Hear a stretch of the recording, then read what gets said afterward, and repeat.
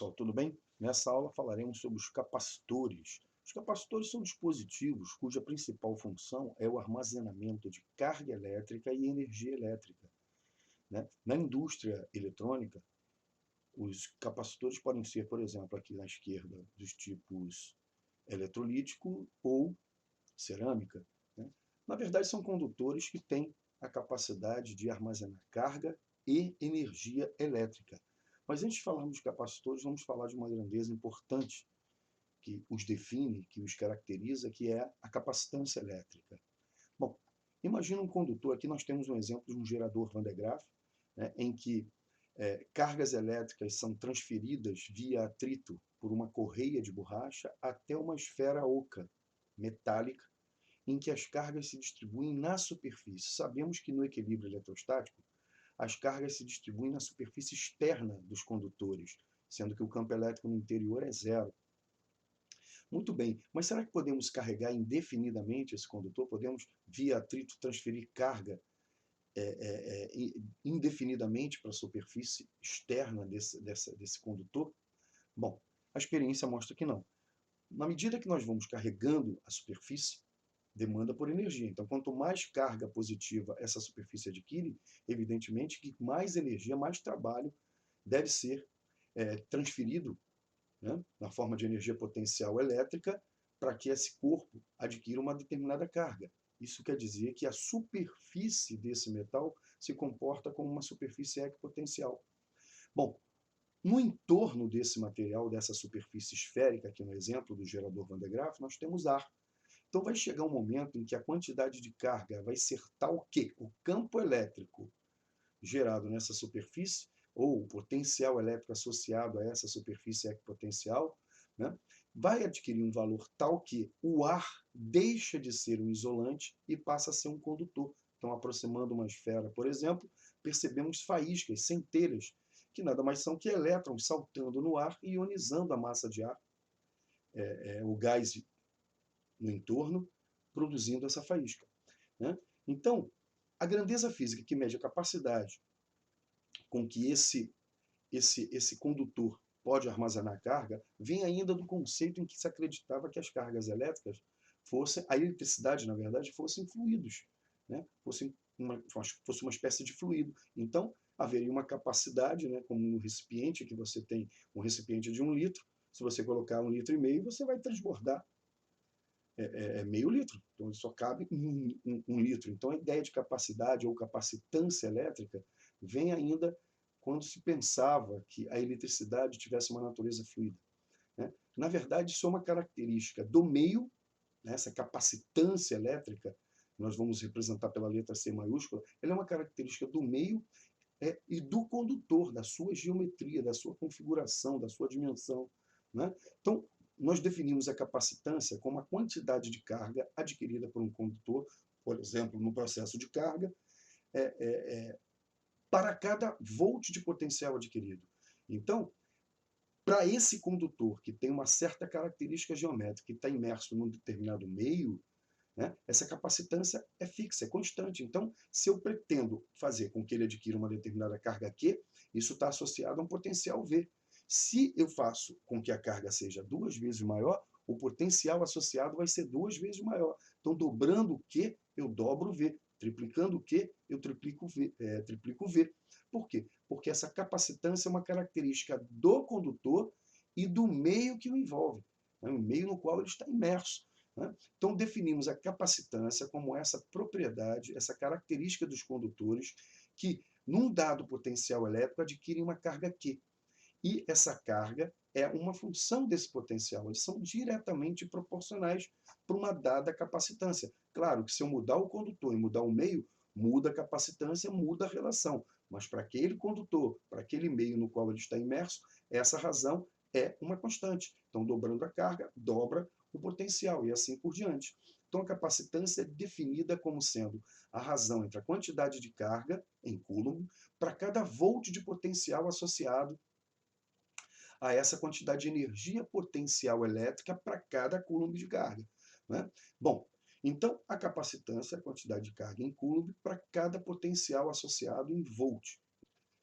Muito bem, só que para que tenhamos uma ideia de que a capacitância é uma característica do meio e do condutor, para o caso dessa superfície metálica condutora esférica, como essa superfície é uma equipotencial, né, o potencial associado a essa superfície em relação ao centro dessa esfera de raio R, ele pode ser dado por Kq sobre D, onde D é o raio, né?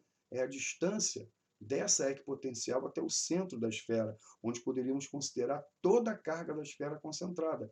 Então, isso aqui seria uma superfície equipotencial a uma distância R dessa carga Q. Né? Então, o potencial elétrico associado a essa superfície esférica seria dado por Kq sobre R, como vimos na aula de potencial. Então, a capacitância desse condutor esférico seria dado por Q sobre Kq sobre R, que é o potencial associado a essa superfície. Né? Bom, cancelando o Q com o Q, teremos que a capacitância de uma superfície esférica de raio R é dada por R sobre K. Isso aqui mostra, nesse cálculo simples, que a capacitância ela depende da dimensão, ou seja, de uma característica desse condutor, no caso aqui, como ele é esférico, do seu raio e do tamanho do raio, ou seja, da sua geometria e da sua dimensão, e do meio, que aparece aqui na constante eletrostática, né? K. Né? Então, a capacitância é uma característica da geometria e da dimensão do condutor e do meio no qual ele está inserido. Então, esse é o caso para condutores esféricos. Se fosse um condutor cilíndrico, eu teria uma capacitância característica daquele cilindro e do meio onde ele se encontra, e assim por diante. Muito bem. Então, qual a unidade de capacitância derivada do sistema internacional? É o Coulomb por volt, já que capacitância é a quantidade de carga para cada potencial associado. Coulomb por volt nós chamamos de Farad, F maiúsculo, ou seja, em homenagem ao Michael Faraday. Né? Então, Farad é o Coulomb por volt. Agora, observe o seguinte, vamos imaginar um condutor esférico, nós vimos que a capacitância dele é dada pelo raio dividido pela constante eletrostática do meio. Então, vamos considerar a seguinte situação. Vamos considerar um condutor esférico de capacitância igual a 1 farad. Então, se o C vale 1 e ele está no vácuo, ou aproximadamente no ar, essa constante vale 9 vezes 10 a 9 Newton, metro quadrado por Coulomb quadrado. Então, se a capacitância vale 1 farad, qual seria o raio desse nosso condutor? Bom, se a capacitância vale 1 farad, unidade derivada do sistema internacional, e o K vale 9 vezes 10 a 9 Newton, metro quadrado por Coulomb quadrado, também derivado do sistema internacional, o raio vai valer 9 vezes 10 a 9 vezes 1. 9 vezes 10 a 9 metros, ou 9 bilhões de metros, ou 9 milhões de quilômetros. Ou seja, para que um condutor esférico tenha uma capacitância de 1 farad, ele deveria ter uma dimensão absurdamente grande, ou seja, muito maior do que a Terra. Né? O planeta Terra, por exemplo, tem um raio de 6.370 quilômetros. Então, seria muito maior do que a Terra, seriam 9 milhões de quilômetros. Né? Muito bem, vai além da órbita da Lua, que são 384 mil quilômetros. Né? Enfim, isso mostra que o Farad é uma unidade muito grande. Né? Farad é uma unidade muito grande.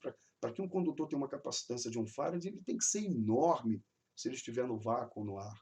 Né? Então, por isso que nós usamos os submúltiplos. O milifarad, 10 a menos 3 farads.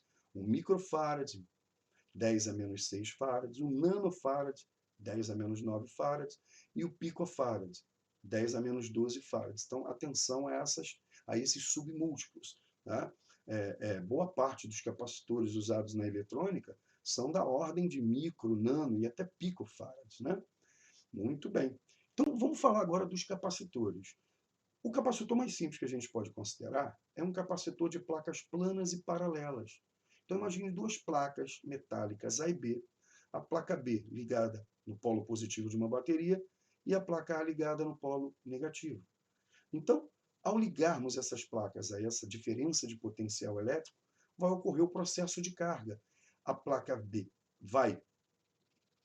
ela vai perder elétrons e a placa A vai ganhar elétrons. Então, teremos um campo elétrico entre as placas, né, dirigido de B para A. Isso faz com que, dentro desse campo elétrico, as placas B e A sejam equipotenciais, ou seja, estejam numa diferença de potencial igual à da bateria após o processo de carga. Então, a placa B ou a armadura B vai adquirir uma carga mais Q, e a placa A ou a armadura A vai adquirir uma carga menos Q. Então, essa vai ficar com uma carga menos Q, e essa vai ficar com uma carga mais Q após o processo de carregamento, que não vamos tratar aqui. Né? Então, após o equilíbrio, após o processo de carregamento, né, dizemos que a carga do capacitor vale Q. Então, por exemplo, se a placa B ficar com 10 coulombs e a placa A fica com menos 10 coulombs, dizemos que a carga do capacitor é de 10 coulombs. Então, a carga é mencionada na forma do seu valor absoluto, ou módulo. Né? Então, um capacitor de placas planas e paralelas, ele tem uma capacitância. Essa capacitância depende da carga e, evidentemente, da diferença de potencial entre suas armaduras. Então, a capacitância de um capacitor é a carga que ele adquire dividido pela diferença de potencial entre as suas armaduras. Né? O símbolo de capacitor no circuito é um símbolo parecido com o do gerador. A diferença é que o gerador é uma barrinha menor, uma barrinha maior. O capacitor são duas barras, tá? Do mesmo comprimento. Então, ele tem uma polaridade, tá? Ele tem uma capacitância, que é o que define. O que define um resistor? A sua resistência. É o que o identifica. O que identifica um capacitor? A sua capacitância. Né? De acordo com a sua capacitância, para uma dada diferença de potencial entre as suas armaduras, quanto maior a capacitância desse capacitor, maior a quantidade de carga que ele vai armazenar. Né? Então, para uma dada diferença de potencial, se aplicou lá 10 volts. Então, ele vai, no processo de carga, adquirir uma carga Q. Tá? Se eu pegar um outro capacitor com uma capacitância 2 vezes menor e aplicar a mesma voltagem, ele vai armazenar 2 vezes menos carga. Então, a capacitância mostra a quantidade de carga que esse capacitor adquire por uma dada diferença de potencial em volts nos seus terminais. Então, assim como a DDPU nos terminais de um resistor é igual a resistência vezes a intensidade da corrente, a DDP nos terminais de um capacitor é a razão entre a quantidade de carga que ele armazena e a sua capacitância. Ou a quantidade de carga que ele armazena é a capacitância vezes a DDP. Então, quando falamos em capacitores, pensamos sempre nessa relação. A quantidade de carga que ele armazena para uma dada DDP é proporcional à sua capacitância. Né? Isso vai ser importante, esse entendimento vai ser importante quando falarmos em associação de capacitores. Sim, capacitores também se associam em série, paralelo, mista. Né? Muito bem. Então, a quantidade de carga que um capacitor pode armazenar por uma dada diferença de potencial nas suas armaduras é proporcional à sua capacitância. Muito bem. Em particular, imaginemos um capacitor chamado capacitor de faces planas e paralelas. Só essas duas placas, elas têm uma determinada área de superfície e estão separadas de uma certa distância. Esse meio entre as placas pode ser o ar, pode ser o vácuo, pode ser qualquer material, principalmente dielétricos ou materiais isolantes. Né? Isso faz com que essa capacitância possa ser alterada, combinada de forma adequada.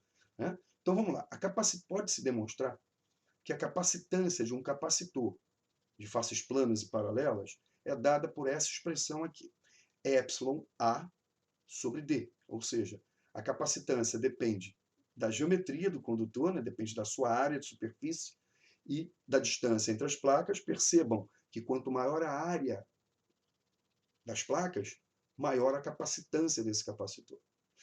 Em compensação, quanto mais próximas essas placas, menor a distância entre elas, maior a capacitância do capacitor. Então, a sua capacitância está na razão direta da área e na razão inversa da distância entre as placas.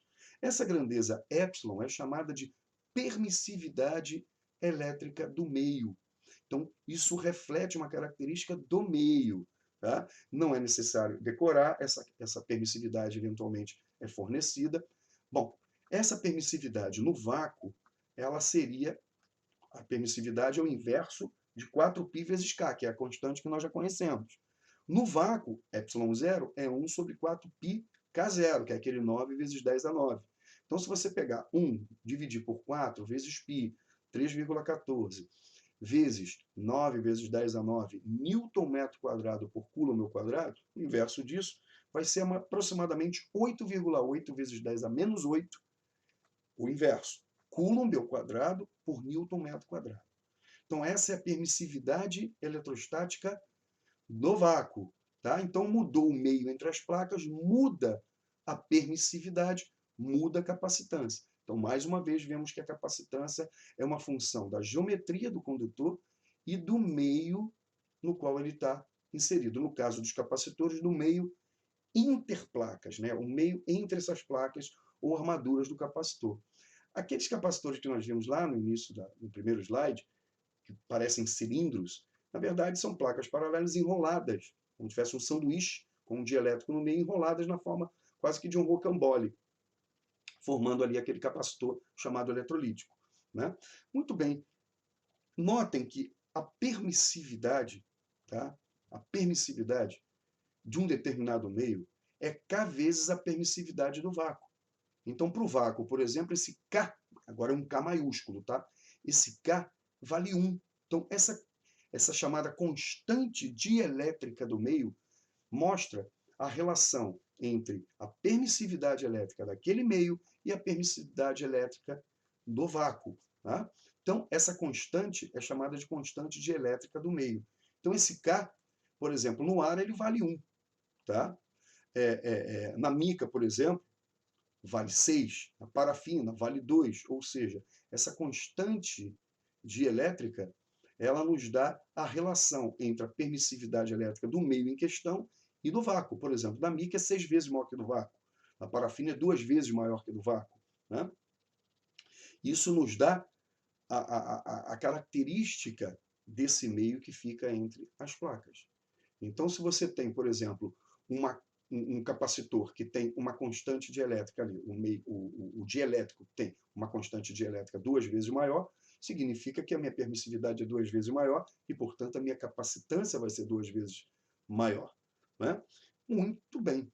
Então, vamos falar agora da energia armazenada em um capacitor. Como vimos, o processo de carga de um capacitor, né, como ele tem uma capacitância que depende apenas do meio da sua geometria, ela é constante para aquele capacitor. Então, na medida que você vai aplicando diferenças de potencial cada vez maiores, né, a carga armazenada vai ser proporcionalmente maior. Como vimos, a DDP e a carga são diretamente proporcionais. Como isso aqui é uma DDP, em volt, Joule por Coulomb, isso aqui é carga em Coulomb, o produto aqui, Joule por Coulomb, pelo Coulomb dá Joule. Isso significa que a área entre o gráfico e o eixo da carga é igual à energia armazenada, ou o trabalho realizado no processo de carga, que fica armazenado na forma de energia potencial elétrica. Então, podemos usar esse artifício gráfico para determinar a energia armazenada entre as placas de um capacitor, ou seja, é a área do gráfico que representa a voltagem dos seus terminais após o processo de carga, em que ele adquiriu uma carga Q. Lembrando que se ele adquirir uma carga Q, uma armadura está numa carga mais Q, a outra está numa carga menos Q. Então, calculando a área desse triângulo, teremos base, que é Q, vezes a altura, que é DDP, sobre 2, que é a área de um triângulo. Então, a energia armazenada seria a carga vezes a DDP, nos terminais ou nas placas, né, entre as placas, dividido por 2. Carga vezes DDPU entre as placas, dividido por 2. Então, se eu sei a quantidade de carga armazenada no capacitor, eu sei a DDP, a voltagem entre as suas armaduras, eu calculo a energia em joules armazenada nesse capacitor. Essa energia pode ser utilizada, por exemplo, de uma vez, descarregada em cima de uma lâmpada, por exemplo, que é o princípio de funcionamento dos flashes das câmeras fotográficas.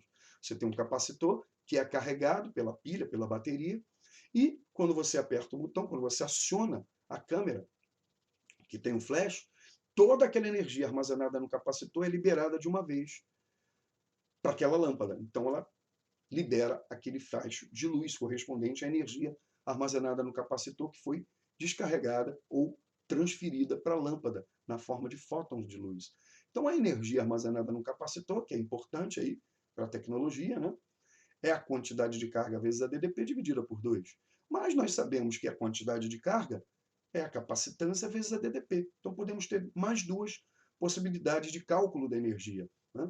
Como Q é C vezes U, então posso ter aqui C vezes U, C vezes U ao quadrado sobre 2.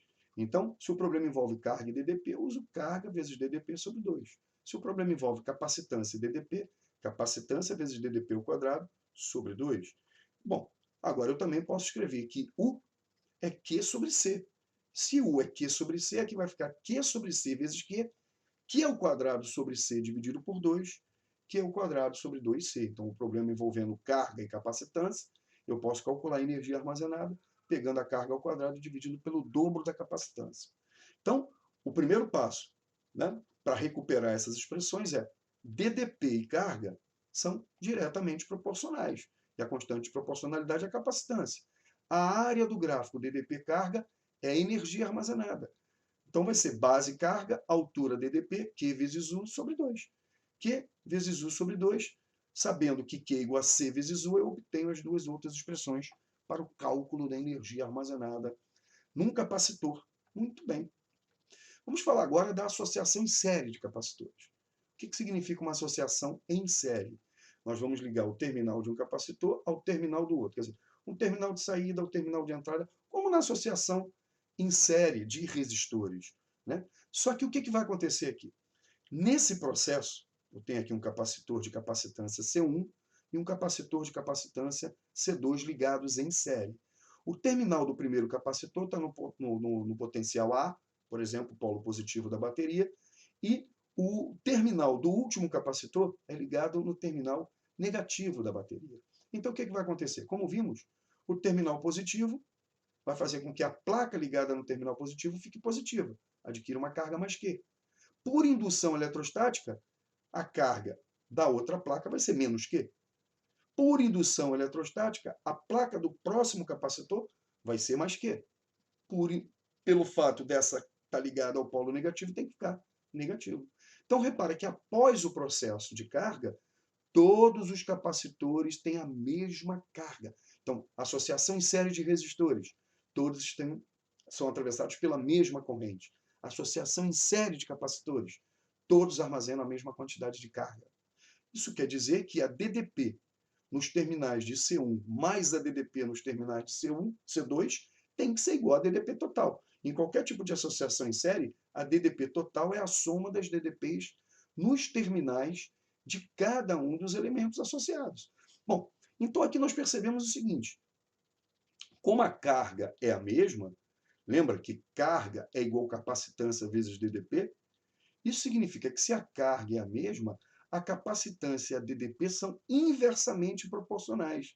Então, olha que interessante, numa associação em série de capacitores, a DDP total é dividida entre os capacitores na razão inversa das suas capacitâncias. Então, se esse capacitor aqui tem uma capacitância 2 vezes maior que o C2, para que eles armazenem a mesma carga, a DDP nos seus terminais tem que ser 2 vezes menor. Então, numa associação em série de resistores, a DDP total era dividida na razão direta das resistências. Aqui, na associação de capacitores em série, a DDP total é dividida na razão inversa das capacitâncias. Muito bem, com isso podemos falar no capacitor equivalente. O que seria o capacitor equivalente? Seria esse capacitor aqui, ó, cuja primeira placa ligada no polo positivo é positiva, cuja última placa ligada no polo negativo é negativa. Então, a carga positiva é mais Q, a carga negativa é menos Q. Então, o capacitor equivalente é aquele cuja carga é Q e cuja capacitância equivalente nós vamos determinar agora. Ele está submetido a DDP total, armazena a mesma quantidade de carga da associação. Então, numa associação em série de capacitores, a carga armazenada é a mesma, que é igual à carga do capacitor equivalente. Então, para ele ser considerado equivalente, ligado na DDP total, qual deveria ser sua capacitância para ele armazenar a mesma carga da associação? Tá? Muito bem, então aqui nós vimos que a DDP total AB é a soma da DDP AC com a DDP CB. Então, quem é a DDP AC? É a DDP nos terminais de C1. Tá? Então, quem é a DDP UAC? É a carga Q dividido por C1. Quem é a DDP nos terminais do C2 é C2 dividido por, é Q dividido por C2, e assim por diante. Então, a capacitância, a DDP total é a capacitância, né, ligada nos terminais do capacitor equivalente de carga Q. Então, vai ser Q dividido pela capacitância equivalente. A DDP nos terminais do capacitor C1 vai ser a carga Q sobre C1. A DDP nos terminais do capacitor C2 vai ser Q sobre C2. Por quê? Lembrando sempre que a relação fundamental é carga, é capacitância, vezes DDP. Então, a DDP é a carga sobre a capacitância. Então, como vimos, para uma mesma carga, no processo de carga, a associação em série, todos armazenam a mesma carga, que é a carga total Q. Né? Porque, por simetria, isso morre com isso, menos morre com menos para todas as placas intermediárias. Sobra a placa mais Q ligada no polo positivo e a placa menos Q ligada no polo negativo. Então, a carga total é Q. Né? Como a carga é a mesma, a DDP nos terminais é inversamente proporcional à capacitância. Bom, então, a DDP total entre A e B é a carga total Q dividido pela capacitância equivalente. Q sobre C1 é a DDP nos terminais de C1. Q sobre C2 é a DDP nos terminais de C2. E assim por diante. Q sobre C3, Q sobre Cn. Muito bem, como o Q é comum aqui, podemos dividir tudo por Q nos dois lados. Simplificando, fica que o inverso da capacitância equivalente é a soma dos inversos das capacitâncias dos capacitores associados. Isso não lembra nada?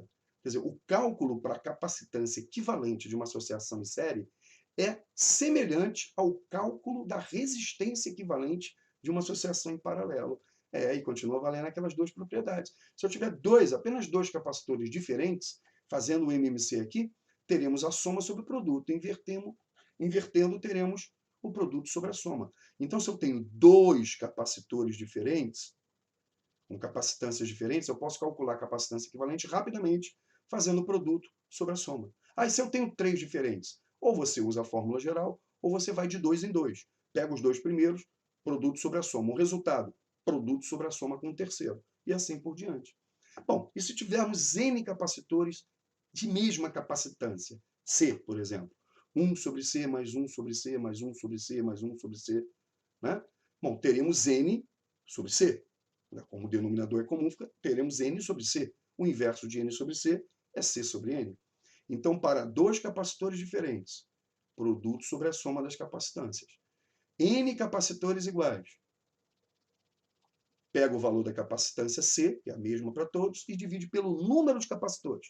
Por exemplo, tenho 6 capacitores de 18 nanofarads em série. Isso equivale a um de quanto? 18 nanofarads dividido por 6. 3 nanofarads. Simples, fácil, né? Muito bem. O que seria, então, associação em paralelo? Bom, gente, agora, cada placa, né, a placa positiva do capacitor C1, né, todo mundo ligado lá no polo positivo, vai perder elétrons, vai ficar com carga positiva. E todas as placas ligadas no polo negativo vai ganhar elétrons e fica carregada negativamente.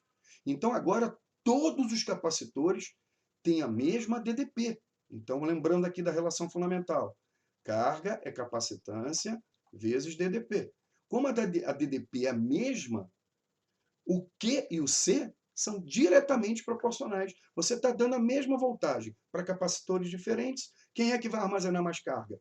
Aquele que tem maior capacitância. Então, aqui nós temos a mesma DDP e a carga vai ser distribuída na razão direta da capacitância. Como todo mundo está recebendo a mesma voltagem, o capacitor de maior capacitância fica com maior quantidade de carga. O de menor capacitância, com uma quantidade de carga proporcionalmente menor à sua capacitância. Então, se C1 é o dobro de C2, Q1, que é a carga armazenada nas armaduras de C1, vai ser o dobro da carga Q2 armazenada nos terminais de C2. Então, se eu tenho N capacitores, a carga total, ou a carga do capacitor equivalente, vai ser a soma das cargas. Então, por exemplo, a carga na placa positiva do equivalente vai ser Q1 mais Q2. A placa na placa negativa do equivalente vai ser Q1 mais Q2, negativo no caso. Então, o capacitor equivalente é aquele que está na mesma DDP e vai armazenar uma quantidade de carga que é igual à soma das cargas armazenadas em cada um dos capacitores. Então, se eu quero acumular carga, eu faço uma associação em paralelo. Se eu quero fazer uma divisão de tensão e uma distribuição de carga na razão inversa das capacitâncias, eu faço uma associação em série. Muito bem. Então, aqui agora, quem é o capacitor equivalente? É aquele cuja placa ligada no polo positivo vai ficar com carga mais Q igual a Q1, mais Q2, mais Q3, mais Q4. E a placa ligada no polo negativo vai adquirir uma carga menos Q. Q1, mais Q2, mais Q3. Então, aqui, a carga total é a soma das cargas em cada um dos capacitores. Mas quem é a carga total? É a capacitância vezes a DDP. A capacitância equivalente vezes a DDP total, UAB. Né? Então, quem é a carga total? É a capacitância equivalente vezes a DDP total. É igual a, quem é Q1? É a carga, né? Quem é a carga Q1? Os terminais de C1. Vai ser C1 vezes UAB. A DDP é a mesma, porque eles estão em paralelo. Paralelo mesmo a DDP. Tá? Então, quem é Q2? É a carga armazenada pelo capacitor C2. Então, é C2 vezes UAB. E assim por diante. Mais CN vezes UAB. Como o UAB é a mesma, porque eles estão em paralelo, eu posso colocá-lo em evidência no segundo membro e simplificar com o UAB do primeiro. O que sobrou? A capacitância equivalente. Numa associação em paralelo, é dada pela soma das capacitâncias. Então, quando eu ligo os capacitores em série, o resultado é uma capacitância menor do que a menor das capacitâncias associadas. Numa associação em paralelo, as capacitâncias se acumulam, pois a equivalente é dada pela soma. Então, a capacitância equivalente numa associação em paralelo, o modo de cálculo é semelhante à associação em série de resistores. Beleza, pessoal? Então, numa associação em série, a DDP total é dividida na razão inversa das capacitâncias. Tá? E a capacitância equivalente, o resultado é menor do que a menor das capacitâncias associadas. Tá? Bom, então, o resultado vai ser um acúmulo de carga, porque para aquela dada DDP, quanto menor a capacitância, maior a quantidade de carga armazenada. Numa associação em paralelo, a DDP é a mesma. Então, a carga é armazenada na razão direta das capacitâncias. Então, quanto mais capacitores associados em paralelo, maior a capacitância. E quanto maior a capacitância, maior a quantidade de carga armazenada no sistema. Muito bem. Vamos ver aqui um exemplo? Um cosmonauta do Enem, 2016, um cosmonauta russo estava a bordo da estação espacial Mir quando um de seus rádios de comunicação quebrou. Ele constatou que 2 capacitores de rádio, né, de 3 microfarads e 7 microfarads, ligados em série, estavam queimados. Em função da disponibilidade, foi preciso substituir os capacitores defeituosos por um único capacitor que cumpria a mesma função. Como é o nome do capacitor que cumpre a mesma função de uma associação? É o capacitor equivalente. Como é o nome do resistor que cumpre a mesma função que uma associação de resistores? Resistor equivalente. Muito bem. Qual foi a capacitância medida em microfarads do capacitor utilizado pelo cosmonauta? Então, o que ele quer? Ele quer um capacitor equivalente a uma associação em série de um capacitor de 3 e um capacitor de 7 microfarads. Então, era só lembrar do cálculo da associação em série de capacitores. O cálculo é parecido com o da associação em paralelo de resistores. Como são 2 diferentes, façamos o produto das capacitâncias pela soma das capacitâncias.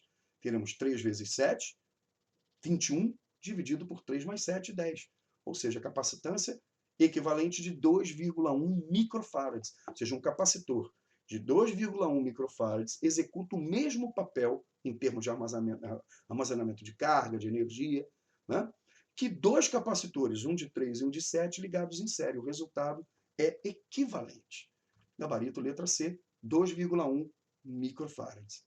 Vamos lá. Próxima questão. Determinar a carga, a DDP e a energia em cada capacitor plano da associação. Os capacitores têm geometrias idênticas, então mesma área e a distância entre as placas é a mesma, mas dielétricos diferentes, então eles são preenchidos entre as placas com materiais diferentes.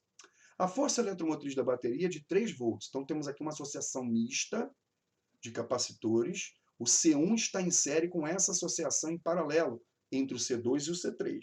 Tá? O terceiro capacitor ele tem uma capacitância de 10, olha o Nzinho aqui, ó, nanofarads, e o seu dielétrico é o ar. Então, a constante dielétrica aqui vale 1. Muito bem, as constantes dielétricas dos outros capacitores são K1, 6 e K2, 2.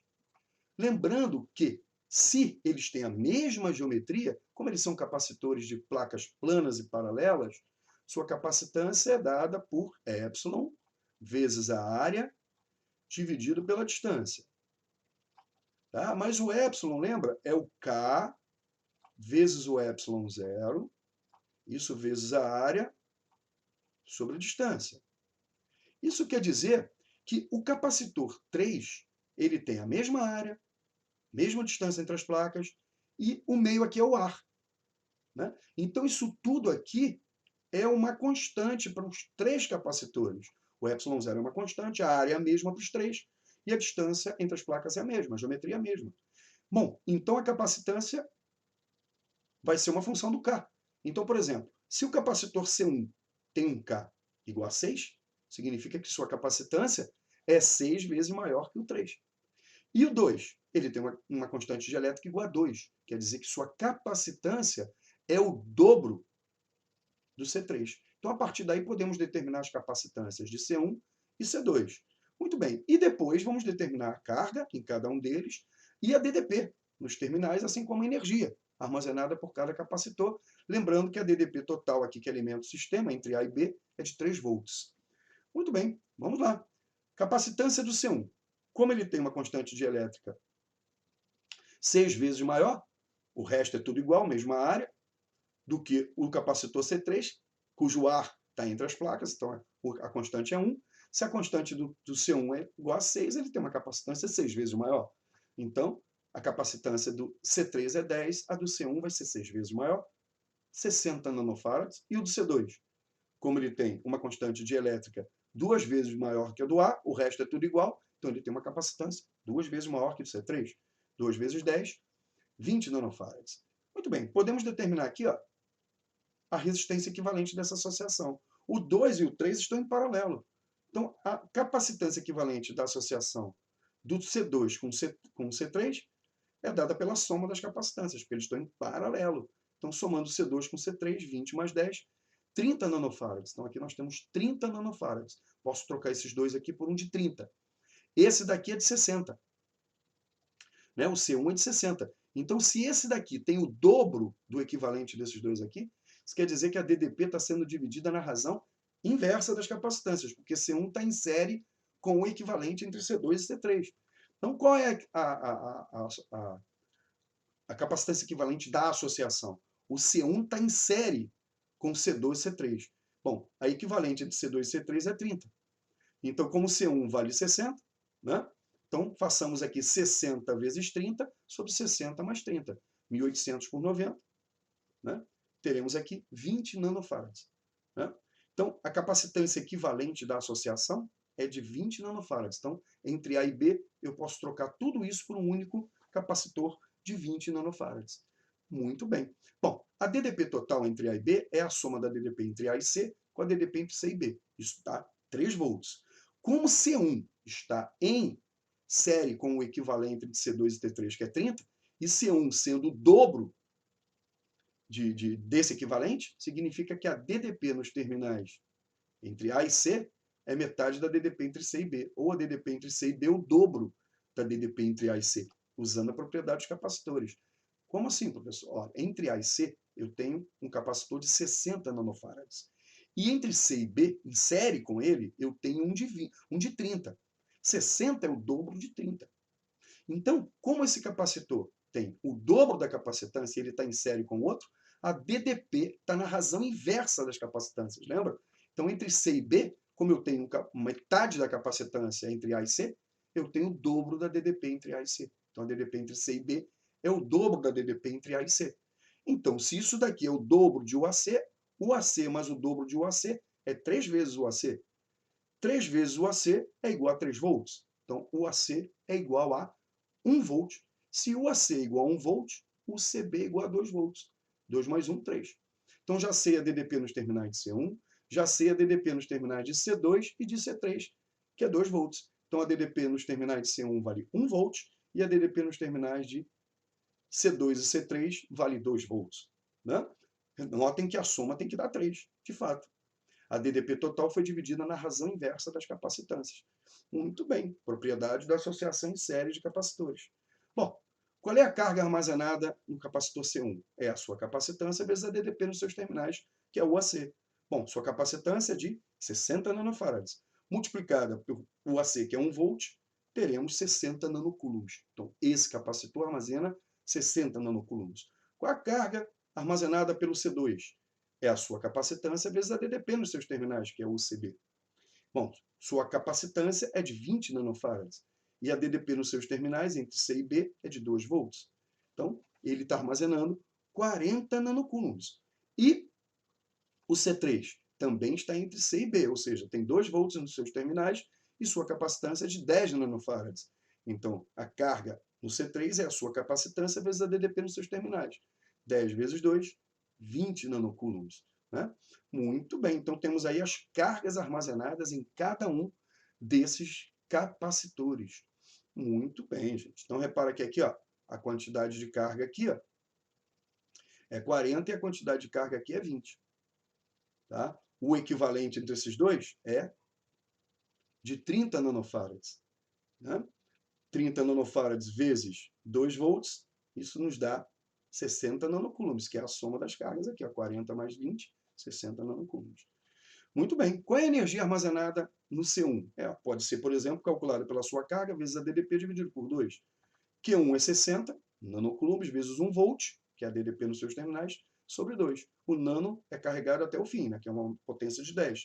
Então, 60 vezes 10 a menos 9 vezes 1, dividido por 2, 30 vezes 10 a menos 9. Ou 30 nanojoules de energia. O 2, sua carga vezes a DDP nos seus terminais, dividido por 2. 40 nanocoulombs vezes 2 por 2, 40 nanojoules. A energia armazenada no 3, sua carga, 20 nanocoulombs vezes a DDP nos seus terminais entre C e B, 2 volts, dividido por 2, 20 nanojoules. Beleza? Então a energia total aqui é 40 mais 30 mais 20, 90 nanojoules, que também poderia ser calculada, perdão. A energia total seria a capacitância do capacitor equivalente vezes a DDP nos seus terminais ao quadrado dividido por 2. Ou seja, capacitância do capacitor equivalente 20 nanofarads, DDP total 3 volts ao quadrado sobre 2. Então, 20 vezes 3 ao quadrado, 9, dividido por 2, 90 nanojoules, que seria a energia total. Então, a energia total seria a soma das energias armazenadas por cada um dos capacitores ou a energia armazenada pelo capacitor equivalente. Beleza, pessoal? Com isso, encerramos o assunto capacitores. Um abraço e até a próxima aula. Tchau, tchau.